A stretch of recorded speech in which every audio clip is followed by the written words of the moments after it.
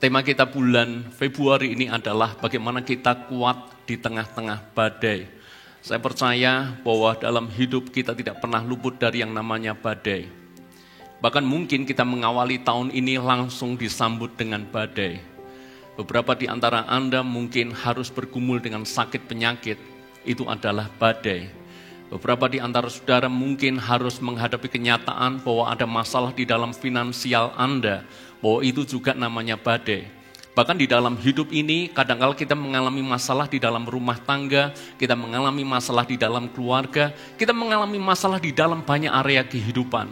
Itu badai. Dan kita hari ini mau belajar bersama-sama bagaimana kita bisa kuat di tengah-tengah badai. Yang siap untuk belajar, katakan amin. Mari kita buka Alkitab kita, Matius pasal yang ke-8, kita membaca ayat yang ke-23 sampai dengan ayat yang ke-27. Matius pasal yang ke-8, ayat 23 sampai 27. Lalu Yesus naik ke dalam perahu dan murid-muridnya pun mengikutinya. Sekonyong-konyong mengamulah angin ribut di danau itu, sehingga perahu itu ditimbus gelombang. Tetapi Yesus tidur. Maka datanglah murid-muridnya membangunkan dia, katanya, "Tuhan, tolonglah, kita binasa." Ia berkata kepada mereka, "Mengapa kamu takut? Kamu yang kurang percaya." Lalu bangunlah Yesus menghardik angin dan danau itu. Maka danau itu menjadi teduh sekali. Dan heranlah orang-orang itu, katanya, "Orang apakah dia ini sehingga angin dan danau pun taat kepadanya?" Hari ini izinkan saya mengajak Anda semuanya belajar hal yang sederhana tentang teks ini. Dan saya ingin berikan sebuah tagline yang Anda bisa hafalkan itu. Sehingga nanti ketika Anda berhadapan dengan badai, Anda akan menjadi orang-orang yang kuat. Hal yang pertama, ada 3 hal, saya bagikan hal yang pertama buat saudara semuanya dari teks itu. Ayat 24 kita ulangi lagi bagian A. Yuk kita baca sama-sama. 2, 3. Sekonyong-konyong mengamuklah angin ribut di danau itu. Stop. Sekonyong-konyong, ini bahasa Indonesia. Kalau bahasa Jawa mungkin katanya adalah mak jegagi. You know mak jegagi? Dari semula tidak tahu, tiba-tiba kelihatan di depan, itu mak jegagi. Sekonyong-konyong, tiba-tiba tidak pernah diduga, itu persamaan katanya. Jadi hal yang pertama kalau kita berbicara tentang badai, maka badai bisa datang kapan saja. Garis bawah ini, badai bisa datang kapan saja. Jadi persiapkanlah. Kata kunci yang pertama, badai bisa datang kapan saja. Apa yang kita mesti buat? Persiapkanlah. Saudara-saudara, hidup tidak bisa pernah ditebak. Kadang-kala kemarin kita baik-baik saja, tiba-tiba hari ini dihadapkan dengan kenyataan yang berat datang dalam hidup kita. Ambil saja tokoh Ayub. Ayub kemarin saja dia masih kaya, sangat kaya. Kemarin dia masih berkumpul dengan anak istrinya. Kemarin dia masih dihormati oleh orang-orang yang ada di sekitarnya. Tetapi hanya dalam satu waktu saja, kekayaan Ayub habis semuanya. Dalam satu hari saja, anak-anaknya mati semuanya. Istrinya yang selama ini mendampingi dia, tiba-tiba berkata, "Kutukilah Allahmu," dan istrinya meninggalkan dia. Semula orang-orang menghormati Ayub, begitu dekat dengan Ayub. Tetapi satu waktu tiba-tiba, semuanya berpencaran meninggalkan Ayub. Karena Ayub terserang penyakit yang menjijikkan. Hanya dalam sekejap, hanya dalam satu waktu, semuanya habis daripada Ayub. Itu sekonyong-konyong, itu tiba-tiba. Faktanya dalam hidup ini kita tidak pernah tahu kapan badai itu datang. Bulan ini saudara, saya kehilangan beberapa teman saya, seangkatan dengan saya. Berarti secara umur belum tua, 40-an tahun. Tetapi dengan tiba-tiba mereka berpulang, dipanggil oleh Tuhan. Buat teman saya yang berpulang, karena di dalam Kristus Yesus saya percaya sudah bertemu dengan Bapa di surga.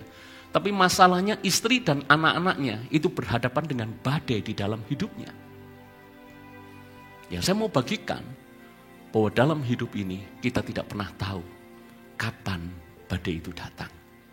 Justru karena kita tidak pernah tahu kapan badai itu datang, maka persiapkanlah.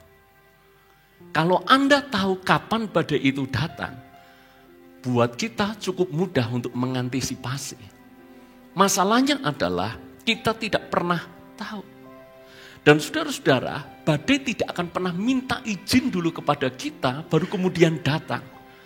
Dengan kata lain, siap tidak siap, Anda siap tidak siap, badai itu akan datang. Dan badai tidak akan menunggu kita siap dulu, baru kemudian dia datang. Bahkan dalam kondisi kita tidak siap, badai bisa datang. Saya garis bawahi, siap tidak siap, badai hidup pasti datang. Tidak perlu menunggu kita siap, badai baru datang. Yang siap, Anda akan kuat. Yang tidak siap, kita akan dihempaskan oleh badai. Karena itu ingat, badai bisa datang kapan saja. Jadi persiapkanlah. Yesus memberikan sebuah perumpamaan yang sangat bagus tentang hal ini. Bicara soal persiapan. Yesus berkata, ada orang membangun hidupnya di atas dasar batu. Tapi ada juga orang membangun rumah hidupnya di atas pasir. Ketika keadaan baik-baik saja, seolah-olah tidak ada bedanya rumah yang dibangun di atas batu dan rumah yang dibangun di atas pasir. Anda tahu persis, kalau membangun di atas fondasi batu, biaya yang ingin dikeluarkan tentu akan jauh lebih besar. Waktu yang dibutuhkan jauh lebih panjang. Prosesnya jauh lebih sulit. Sebaliknya, membangun di atas fondasi pasir, waktunya relatif cepat, biayanya relatif murah, prosesnya relatif pendek. Dan ketika keadaan baik-baik saja, sulit dibedakan mana yang dibangun di atas dasar batu dan mana yang dibangun di atas dasar pasir. Dan ketika situasinya baik-baik saja, saya pikir orang yang membangun hidupnya di atas pasir akan mentertawakan mereka yang membangun hidupnya di atas dasar batu. Orang ini akan mentertawakan, ngapain kamu membangun hidupmu serepot itu? Kenapa kamu harus mempersiapkan sepanjang itu? Kenapa kamu harus melakukan ini dan itu? Kami saja membangun hidup seperti ini dan ternyata baik-baik saja. Ketika keadaan aman, tidak ada badai. Ingat, seolah tidak ada bedanya. Dan mungkin akan mentertawakan mereka yang mempersiapkan. Tetapi catat baik-baik. Ketika badai itu tiba-tiba datang, apa yang terjadi? Yesus berkata, rumah yang dibangun di atas dasar pasir begitu mudah akan dihempaskan. Tetapi sebaliknya, rumah yang dibangun di atas dasar batu yang kokoh, rumah itu akan bertahan. Ketika Anda mempersiapkan hidup Anda, badai kapanpun boleh datang, tapi Anda akan tetap kuat dan Anda akan menjadi pemenang kehidupan. Bagaimana kita mempersiapkan manusia roh kita supaya tetap kuat? Maka tidak ada pilihan lain selain Anda membangun hubungan yang kuat dengan Tuhan. Tidak ada pilihan lain selain Anda membangun hubungan yang intim dengan Tuhan. Anda harus mengambil waktu untuk berdoa. Anda harus mengambil waktu untuk membaca firman. Anda harus mengambil waktu untuk Anda beribadah. Anda mengambil waktu untuk melakukan disiplin rohani yang ini, disiplin rohani yang itu. Mungkin ketika keadaan baik-baik saja, angin datang sepoi-sepoi saja. Mungkin seolah tidak ada bedanya dengan orang percaya yang beribadah juga tidak, berdoa juga enggak, baca firman juga enggak, hidupnya asal-asalan. Dan orang-orang ini mungkin berkata, hidupku seperti ini toh baik-baik saja. Sehingga pernah Mazmur 73 menulis, bahkan pemazmur cemburu dengan orang fasik. Dia melihat orang fasik, dia melihat orang jahat, malah hidupnya diberkati. Semakin gemuk mereka, semakin baik keadaan mereka. Namun Tuhan memberikan penglihatan kepada pemazmur diperlihatkan nasib akhir orang fasik ini. Sesungguhnya mereka berada di tebing yang sangat tinggi. Begitu terpeleset jatuh, selesai. Saya ingin mengingatkan kepada saudara semuanya, jangan pernah kita menyesal kalau kita tidak mempersiapkan dengan baik hidup kita. Persiapkan hidup kita dengan baik. Saya bahkan tidak menakut-nakuti Anda. Fakta bahwa beberapa bulan ini teman-teman seumuran dengan saya dipanggil Tuhan dengan begitu tiba-tiba. Ini menunjukkan tidak pernah ada orang yang tahu kapan waktunya. Dan ketika kita tidak persiapkan dengan baik, itu waktu yang sangat mengerikan. Saya tidak pernah tahu kapan Tuhan panggil saya. Kalau boleh saya minta diberikan umur yang panjang. Baiklah keadaan saya, sehatlah saya. Sisa hidup saya bisa bersama dengan keluarga, saya bisa melayani Tuhan, saya bisa bersama dengan jemaat. Kalau boleh saya minta diberikan umur yang panjang dan baik keadaan saya. Tapi saya tidak pernah tahu, karena waktu, kapan tiba dan saatnya Tuhan yang tentukan. Bisa saja mungkin umur saya tidak sepanjang yang saya kira. Saya tidak pernah tahu. Justru karena saya tidak pernah tahu, saya harus persiapkan sedemikian rupa. Mereka yang mempersiapkan segala sesuatunya akan aman ketika waktu yang tiba-tiba itu datang. Makanya ada ungkapan, mereka yang berkeringat dan berdarah-darah di masa persiapan, mereka akan paling sedikit mengeluarkan darah di masa peperangan. Tetapi mereka yang tidak pernah berkeringat di masa persiapan, mereka akan berdarah-darah di masa peperangan. Badai bisa datang kapan saja. Persiapkanlah.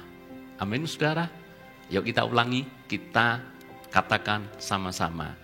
2, 3. Badai bisa datang kapan saja.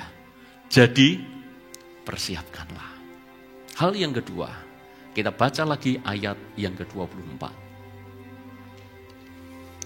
Sekonyong-konyong mengamuklah angin ribut di danau itu, sehingga perahu itu ditimbus gelombang, tetapi Yesus tidur. Garis bawahi kata tetapi Yesus. Ada beberapa cerita yang mirip di Injil tentang perahu yang dihempaskan badai dan gelombang. Satu kali setelah Yesus selesai mengajar, Yesus memerintahkan murid-muridnya, kamu pergi dulu ke seberang. Maka murid-muridnya naik perahu pergi ke seberang. Dan di tengah penyeberangan itu, di tengah-tengah danau itu dihempaskan badai yang luar biasa. Mungkin kita berpikir karena tidak ada Yesus, makanya perahu murid-murid dihempaskan badai. Tapi benarkah perahu itu dihempaskan badai hanya karena alasan tidak ada Yesus di dalam perahu itu? Terbukti sekarang kisah yang lain. Kali ini murid-murid bersama dengan Yesus. Yesus ada di dalam perahu itu. Tetapi toh juga badai menghempaskan perahu itu. Padahal ada Yesus. Jadi kalau Yesus saja itu bisa dihempaskan badai, harus berhadapan dengan angin taufan yang mengamuk. Terlebih lagi kita. Maka poin yang kedua adalah badai bisa mengamuk kepada siapa saja. Jadi terimalah. Ingat-ingat, badai bisa datang kepada siapa saja. Apa yang mesti kita sikapi? Jadi terimalah. Badai tidak pilih-pilih orang. Badai tidak pilih-pilih ini murid saja atau ada Yesus. Begitu ada Yesus, badai langsung berkata kepada teman-temannya, stop, berhenti karena ada Yesus di perahu itu. Enggak demikian ceritanya. Enggak peduli ada Yesus atau tidak. Perahu itu dihempaskan badai. Angin, taufan, mengamuk. Tidak peduli Anda rohani atau tidak. Anda pendosa, Anda orang saleh, kita semuanya akan berhadapan dengan badai.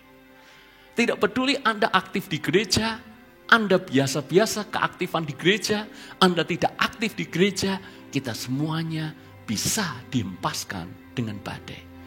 Tidak peduli kita kaya, tidak peduli kita miskin, kita semuanya bisa harus berhadapan dengan angin tofan yang mengamuk.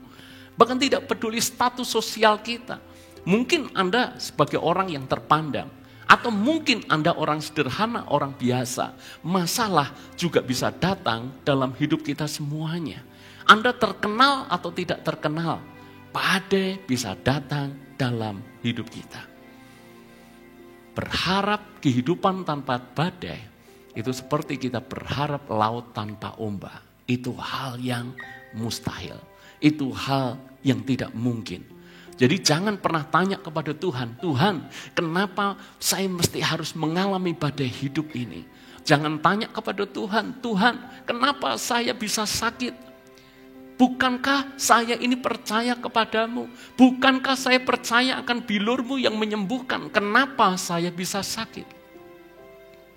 Jangankan kita, Paulus yang mana seorang hamba Tuhan menyembuhkan di mana-mana. Paulus yang bahkan membangkitkan orang mati, itu pun harus berhadapan dengan duri di dalam dagingnya. Yang menurut penafsiran beberapa ahli Alkitab, barangkali itu salah satu penyakit yang menggerogoti tubuh Paulus terus. Jangankan kita, Nabi Elisa, nabi yang paling banyak melakukan mujizat di perjanjian lama. Mujizatnya sangat banyak. 2 kali lebih banyak dibandingkan dengan mujizat yang dibuat oleh Nabi Elia. Itu pun mati karena sakit yang dideritanya. Sekelas nabi yang menyembuhkan, nabi yang membangkitkan, itu pun harus berhadapan dengan badai. Jangan tanya, kenapa kita sakit? Jangan tanya, kenapa omset kita turun? Jangan tanya kenapa kita bisa mengalami kesulitan di dalam finansial kita. Karena sesungguhnya badai bisa datang kepada siapa saja. Jadi belajarlah untuk menerima. Jangan selalu kita ngiri melihat kehidupan orang lain ketika Anda di dalam badai. Saya beritahu kepada Anda, ketika kita berada di dalam badai, kita sangat mudah tergoda melihat keadaan orang lain. Dan kita membayangkan seandainya saya tukar peran dengan orang itu, alangkah beruntungnya saya. Jawab, Anda ngalami seperti itu enggak? Ketika Anda sedang sakit, Anda berpikir seandainya saya tukar dengan orang itu, apapun keadaannya saya mau.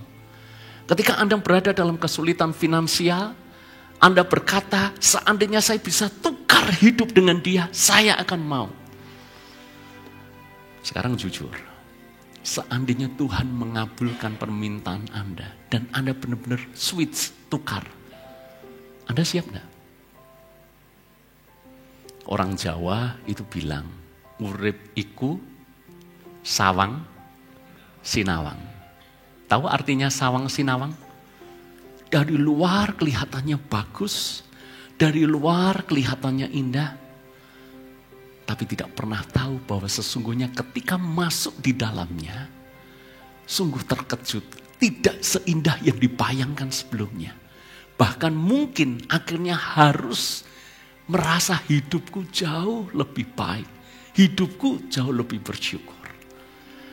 Hidup itu sawang sinawang. Buat kita yang mungkin secara status ekonomi biasa-biasa. Lihat orang kaya kita pengen, wah seandainya aku jadi orang itu, aku akan bahagia. Belum tentu, saudara. Kita kan hanya lihat mobil mewah yang dia pakai. Tapi kita tidak pernah tahu mungkin kalau kita tidur sedemikian enak, sedemikian gampang. Seperti saya ini tidurnya paling mudah sedunia gitu. Baru lihat TV, tahu-tahu besoknya pagi, saudara. Gampang banget saya tidur. Orang kaya, kita pikir itu enak, kita pikir hidupnya menyenangkan. Kasurnya mungkin full latex, king coil. Tapi saudara, mereka kadangkala untuk bisa tidur, itu harus dibantu dengan obat tidur. memikirkan utangnya. Setiap kali kita buka mata kan kita tidak berpikir ya. Siapa yang berpikir, ting hari berganti, memikirkan, wah saya harus kehilangan 1 juta rupiah hari ini. Karena beban bunganya 1 juta per hari misalnya. Ada yang beban hutangnya 10 juta per hari misalnya. Kita nggak memikirkan akan hal itu. Karena seringkali yang kita pikir enaknya saja. Padahal hidup tidak selalu seperti itu. Wah, kalau terkenal saya mau. Ini anak-anak muda di sini. Pengennya jadi YouTuber. Pengennya terkenal. Pengennya akun di IG-nya itu bisa puluhan ribu pengikutnya, ratusan ribu. Kalau bisa jadi selebgram, kalau bisa jadi artis. Hidup itu sawang sinawang. Aneh, pengen jadi artis yang terkenal. Pakai cara apapun supaya terkenal. Tapi setelah terkenal, apa yang terjadi? Dia terpenjara oleh karena popularitasnya sendiri. Betul nggak? Pengen terkenal, setelah jadi terkenal, kemana-mana harus pakai kacamata hitam, kemana-mana harus pakai hoodie, harus pakai masker, supaya nggak dikenali. Dulu pengen terkenal, sekarang pengen nggak dikenali. Kalau kita mah enak saudara, mau makan di warteg, makan di angkringan, nggak ada tuh seumur-umur orang ngajak foto saya ketika saya makan di warteg saudara. Ya karena saya tidak terkenal atau belum terkenal. Besok kalau saya terkenal, jemaat puluhan ribu, viewers, followers saya di YouTube mungkin jutaan. Mungkin sulit sekali saya bisa makan di Pak Tio. Karena banyak orang akan sibuk ngajak foto saya. Hidup itu sawang sinawang. Jangan hanya ngiri melihat keadaan orang lain.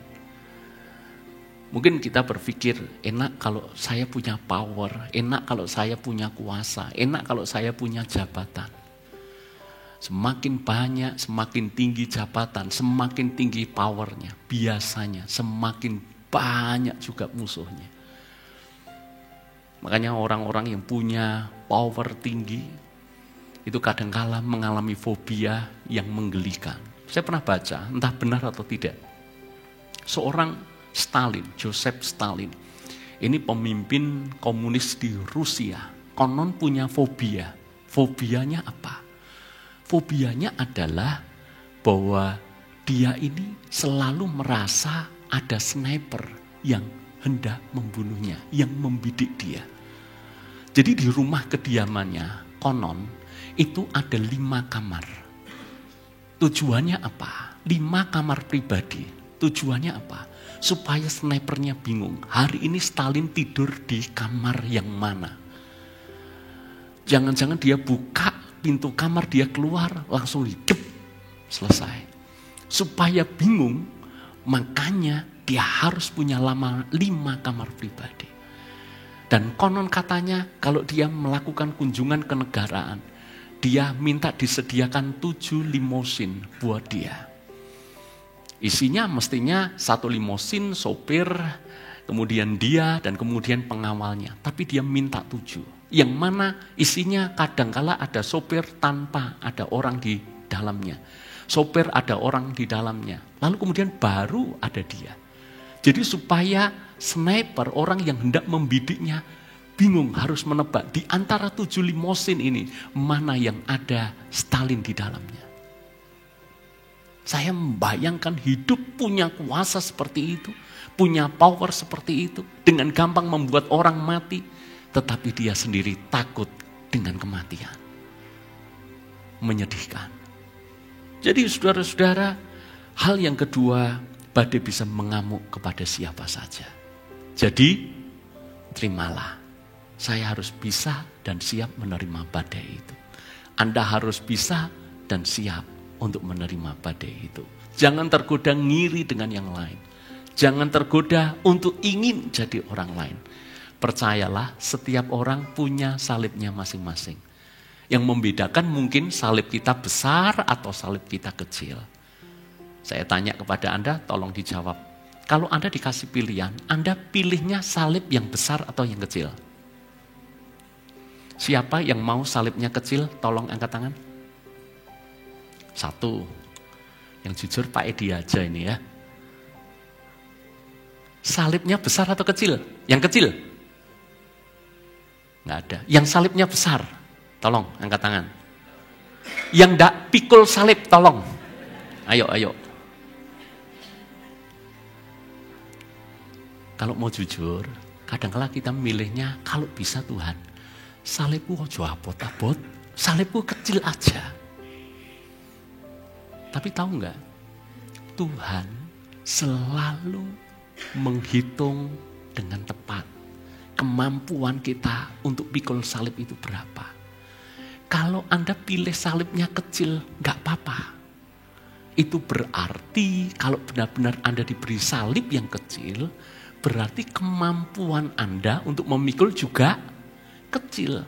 Kalau kemampuanmu kecil, dikasih salib yang kecil, tetap rasanya juga abot. Betul gak? Nangkep yang saya maksud? Beban 5 kilo. Ringan atau berat? Buat saya, beban 5 kilo itu ringan. Lalu kita berpikir, wah seandainya saya dikasih beban 5 kilo saja. Alangkah bahagianya saya. Konsep melihatnya enggak seperti itu. Kalau Tuhan kasih beban hanya 5 kilo, kemungkinan kapasitas kita kurang lebih hanya untuk kuat menanggung 5 kilo.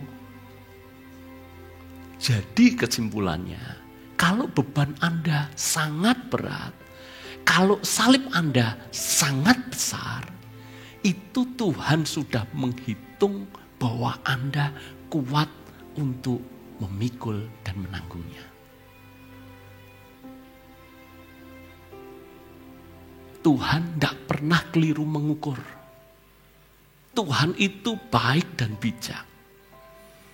Saya tidak pernah suruh anak saya yang kecil untuk mengangkat beras yang bebannya berat. Nggak pernah. Anak saya nggak pernah, yang kedua, yang Wilson nggak pernah saya suruh untuk mengangkat galon. Nggak pernah. Karena berat tubuhnya dengan berat galonnya itu mirip-mirip, saudara. Jadi nggak mungkin saya suruh dia ngangkat galon. Anak saya yang pertama, Brian, berulang kali dia ngangkat galon. Karena berat tubuhnya itu mungkin 3 kali daripada berat galon. 4 kali daripada berat galon. Kalau saya bisa sebijak itu, apalagi Bapa kita di surga. Jadi yang salibnya besar tidak usah ngiri dengan salibnya kecil. Karena kalau Anda salibnya kecil, tetap itu berat. Karena kapasitas Anda juga kecil. Kalau salib kita besar dan berat, syukuri. Karena kapasitas kita juga besar. Amin. Amin. Pengennya kita besar kapasitasnya, kecil salibnya. Betul nggak, saudara? Betul nggak? Yuk jujur, tolong tunjukkan wajah jujur.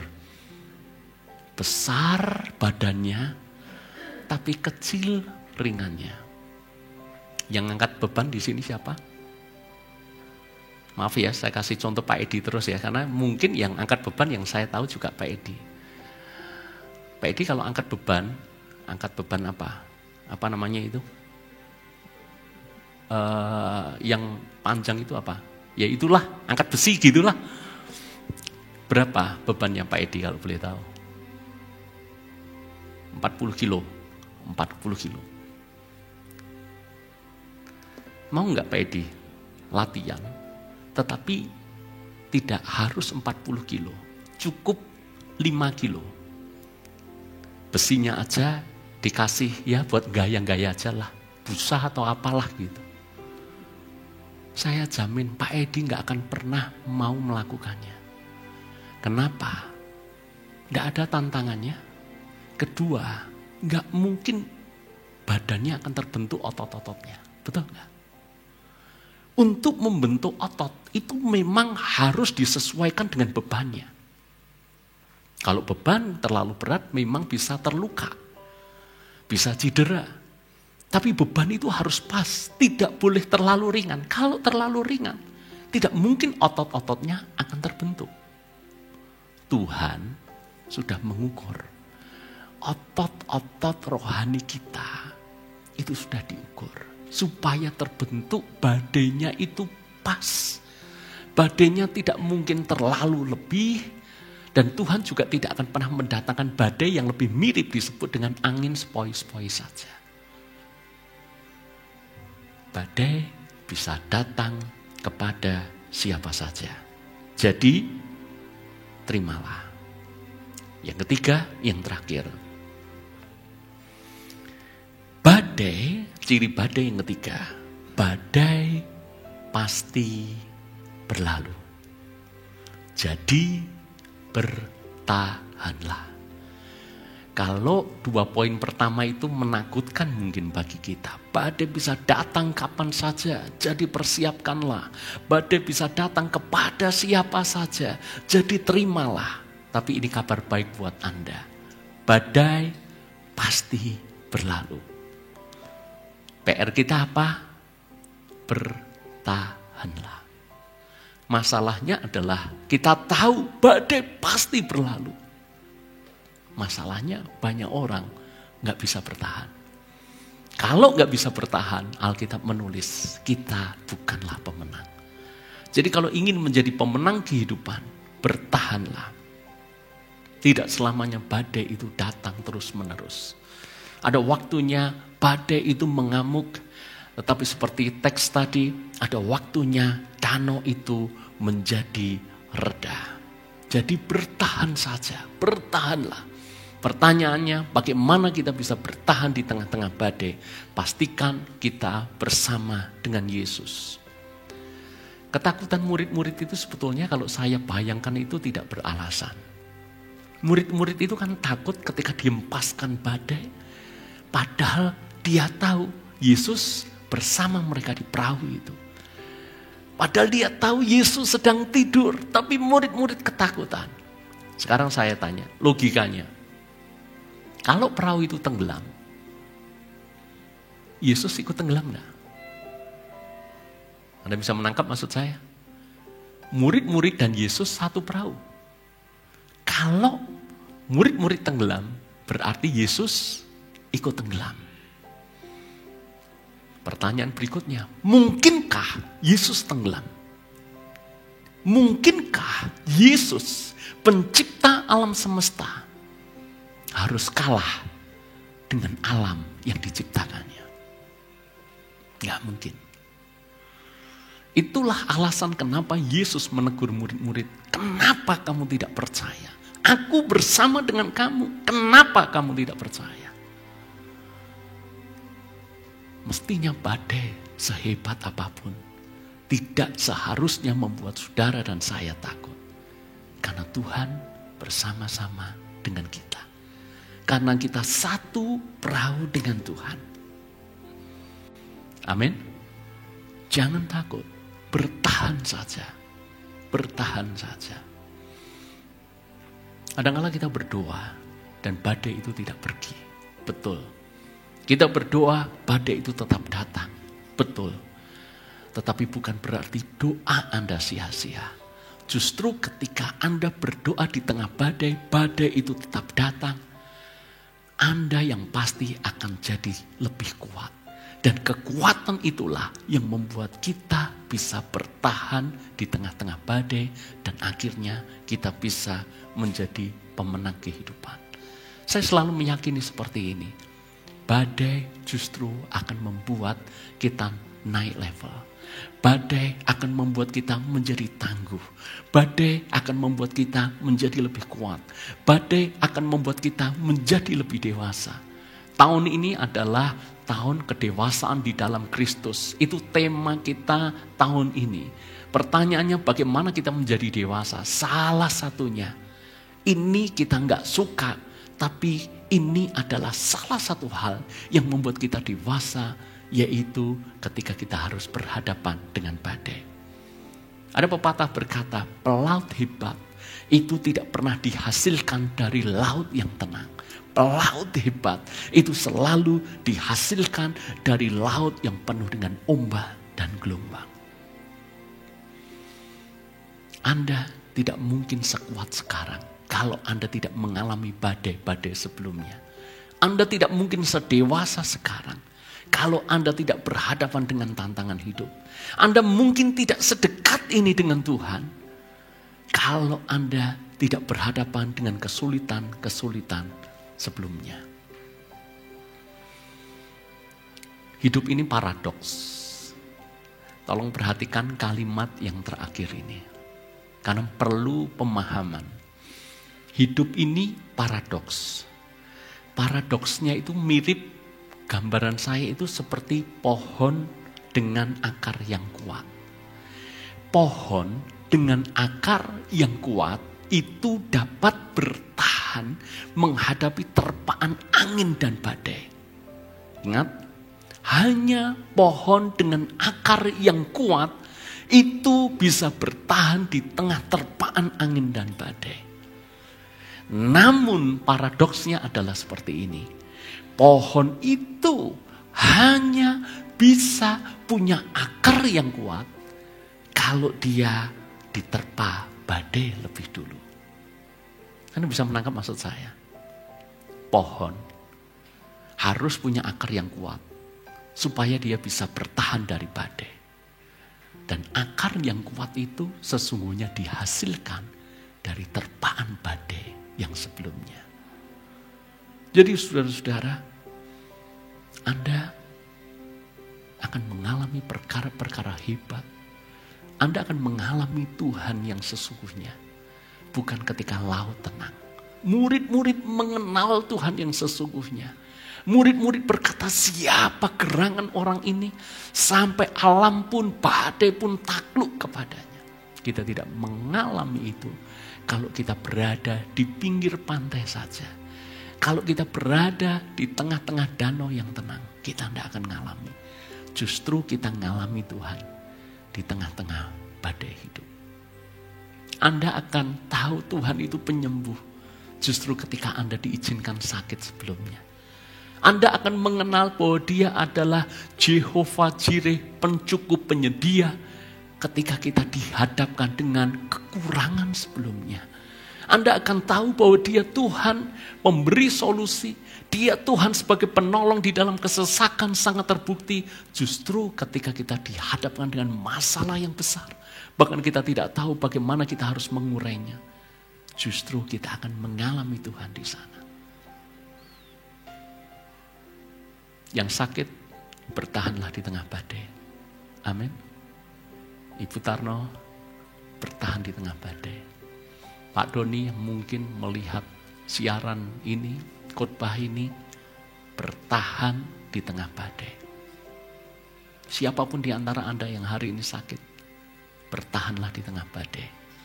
Yang mengalami masalah keuangan, pekerjaan, finansial, bertahan di tengah badai. Belajarlah untuk menghemat, selebihnya percayalah Tuhan yang akan memelihara kita semuanya. Bertahan saja. Angin yang baru siap-siap Tuhan akan berikan kepada kita kalau kita lulus di badai ini. Tidak selamanya Anda miskin. Ada waktunya Anda akan diberkati. Tidak selamanya Anda ngontrak dari satu rumah ke rumah. Ada waktunya Anda akan punya rumah sendiri. Tidak selamanya terus Anda hujan kehujanan, panas kepanasan. Tuhan bisa memberkati Anda lebih dan lebih lagi. Namun kalau hari ini diizinkan mengalami badai, bertahan saja. Yang rumah tangga keluarganya sedang berat. Yang hubungan antara mertua dengan menantu sedang ada gesekan. Orang tua dan anak yang mungkin hubungan tidak bisa dekat. Bergumulah di tengah-tengah badai yang sedang menerpa rumah tangga dan keluarga Anda. Jangan pernah menyerah. Jangan pernah menyerah dengan pernikahan Anda. Kalau orang dunia selalu menyarankan cerai saja, cerai saja. Hari ini firman Tuhan berkata kepada Anda, jangan pernah menyerah dengan pernikahan Anda. Kalau Anda mungkin harus berhadapan dengan orang-orang yang sulit, jangan pernah menyerah dengan keadaan itu. Kasih lebih besar dari apapun. Kalau kita punya kasih, kasih bisa menyelesaikan hal-hal yang tidak mungkin sekalipun. Jangan menyerah, bertahanlah. Badai pasti berlalu, kita keluar badai menjadi orang-orang dewasa, menjadi orang-orang yang menang. Tuhan memberkati kita semuanya. Haleluya. Mari kita bangkit berdiri bersama-sama.